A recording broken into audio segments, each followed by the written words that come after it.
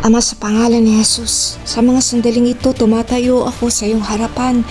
Taglay-taglay, hawak-hawak ang iyong mga pangako sa Hebreo 4:16. Kaya't huwag tayong mag-atubiling lumapit sa trono ng mahabaging Diyos upang makamtan natin ang habag at pagpapala na tutulong sa atin sa panahon ng ating pangangailangan. Sa mga sandaling ito, dinideklara ko at inaangking ko ang pangako mo sa Lucas 10:19. Binigyan mo ako ng kapangyarihang tapakan ang mga ahas at mga alakdan at daigin ang lahat ng kapangyarihan ng ko, ang mga taong nakikinig ng panalangin. Dinideklara ko na hindi kami mahihipo ng masamang espiritu. Hindi kami malalapitan ng dyablo at ng kanyang mga lingkod, ng kanyang mga alaga. Dinideklara ko ang katuparan ng salita mong ito sa aming mga buhay. Wawasakin namin, yuyurakan namin ang lahat ng mga gawa ng dyablo. Holy Spirit, Banal na Espiritu Santo, manguna ka sa mga sandaling ito. Pinabalutan ko ng dugo ni Jesus ang aking mga anak, asawa, bawat miyembro ng aking pamilya, ang loob at labas ng aming tahanan, maging ang lahat ng aming mga pag-aari, sasakyan, negosyo, ang aming mga trabaho. Binabalutan namin ito ng makapangyarihang dugo ni Jesus. Pinabalutan ko ng dugo ni Jesus ang aking katawan mula ulo, buong katawan. Binabalutan ko ng dugo ni Jesus ang aking buong katawan mula ulo, buong katawan hanggang sa talampakan, maging ang aking kaisipan, puso, ang aking emosyon, kaluluwa, ang kaloob-looban ng buo kong pagkatao, ang aking bibig, bawat sasalitain, lahat ng aking gagawin, sapagkat ang dugo ni Jesus ay makapangyarihan. Ito'y naglilinis, naguhugas ng aking mga kasalanan.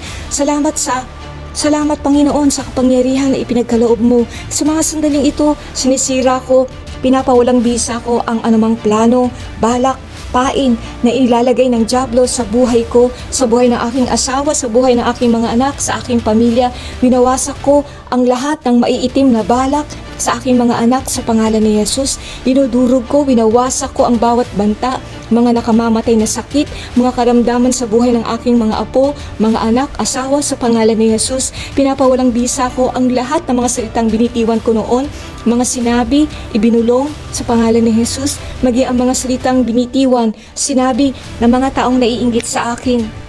Mga masasakit na salita, mga sumpang salita laban sa akin, binawasa ko ito. Hindi ito magkakaroon ng katuparan, hindi ito mangyayari sa buhay ko sa pangalan ni Jesus. Maging ang mga lihim na banta ng mga taong naiinggit sa akin, naiinggit sa aking asawa at mga anak, sa aking pamilya, nagagalit ng lihim sa aming mga buhay. Binawasa ko ito sa pangalan ni Jesus. Hindi kayo magtatagumpay dahil ang presensya ng Diyos sa aming buhay ay palaging sumasa amin.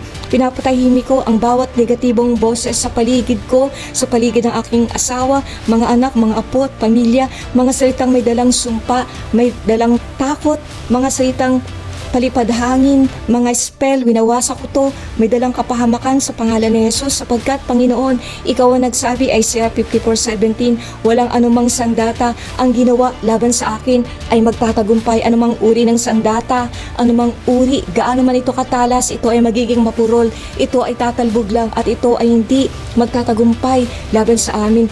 Inuutusan ko ang masasamang espiritu na umaaligid sa amin, sa himpapawid, sa hangin sa paligid ng aming mga tahanan, trabaho, paaralan na umalis at lumayas sa pangalan ni Jesus. Espiritu ng kadiliman, lumayas kayo sa aming mga buhay sa pangalan ni Jesus. Lumayas ka, espiritu ng pagkatakot, espiritu ng pangamba, espiritu ng depresyon, espiritu ng panic attack, nerbyo sa pangalan ni Jesus.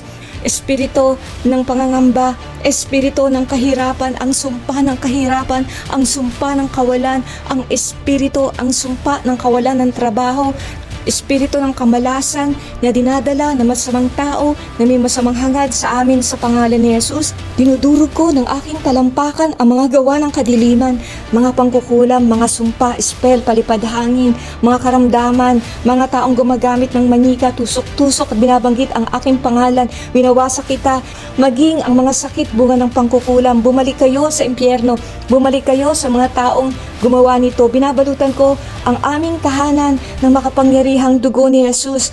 Paligiran mo kami ng iyong apoy na pader. Ipapadala mo ang mga mandirigma mong mga anghel upang tumayo sa bawat sulok ng aming tahanan. Hindi namin tinatanggap ang mga kasinungalingan ng dyablo, ang kanyang mga pananakot, pagbabanta. Hindi namin tinatanggap ang mga kaguluhan ng isip, kalituhan ng isip. Hindi namin tinatanggap ang pagkatalo dahil alam namin na kami binigyan mo, Panginoon, ng kapangyarihan at kapamahalaan laban sa kadiliman. Salamat, sinanay mo ang aming mga kamay sa digmaan at binigyan mo kami ng kalasag, mga sandata upang labanan ang kaaway. Magagawa namin ang lahat dahil kay Jesucristo. Sinusugpo ko ang bawat tahimik na plano ng kaaway laban sa akin na gustong sirain ang aking pangalan. Mga naninirang puri, mga lihim na pagpupulong ng mga taong may planong ako'y pabagsakin. Ihayag mo ang mga ito, Panginoon. Ilantad mo ito sa liwanag. Dalhin mo ito sa liwanag. Ilantad mo ang mga taong nagpapanggap na aking mga kaibigan, mga taong huwad sa aking paligid, mga taong nagtatago sa likod ng maskara, nakangiti sa harap ko ngunit patalikod akong sinisiraan. Ilantad mo sila, Panginoon. Dalhin mo sa liwanag ang kanilang maitim na plano. Kahit sa aking pamilya, mga kamag-anak, sa aking trabaho, paaralan, mga taong lihim na may planong ako'y sirain at pabagsakin. Ihayag mo sila. Bigyan mo kami, Panginoon, ng matalas na pakiramdam upang sa ganun hindi sila magtagumpay, upang malaman namin kaagad ang masama nilang plano. Marami pong salamat sapagkat kami higit pa sa mananagumpay. Kami ay matagumpay dahil kay Kristo. Higit kami sa mananagumpay. Magliwanag ka, Panginoon, sa sulok ng aming mga tahanan na tinataguan ng masasamang espiritu, ng masasamang elemento. Magningning ka sa bawat sulok ng aming tahanan. Kung merong mang bahagi ng aming tahanan na ginagawang taguan, ginagawang kuta, ginagawang kampo ng kaaway, ng masamang espiritu, pagliwanagin mo ito, ilantad mo ito, dalhin mo ito sa kaliwanagan, sa pangalan ni Jesus. Sa pangalan ni Jesus. Tinataas kita, Panginoong Jesus, sa aking tahanan. Ang pangalan mo ang maitaas, ang pangalan mo ang maihayag.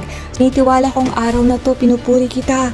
Pinapasalamatan kita sapagkat kami ligtas sa iyong mga palad. Ikaw ang aming bato na aming tuntungan, Panginoong Jesus. Purihin ka, luwalhatiin ka sa pangalan ni Jesus. Amen.